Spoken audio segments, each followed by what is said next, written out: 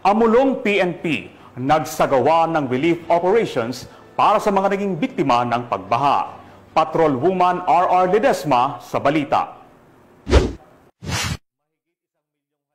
Dati sa iniwang dagok ng Bagyong Uwan, madami ang nalubog sa baha na dulot ng malakas na ulan sa bayan ng Amulong, Cagayan.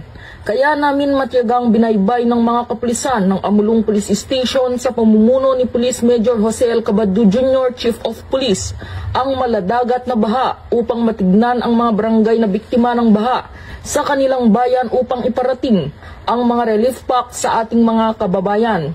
Kasama ng ating mga kapulisan ang mga empleyado ng Local Government Unit, MDRRMO, DSWD, Philippine Coast Guard, 17th Infantry Battalion, 5th Infantry Division, Philippine Army, and Bureau of Fire Protection.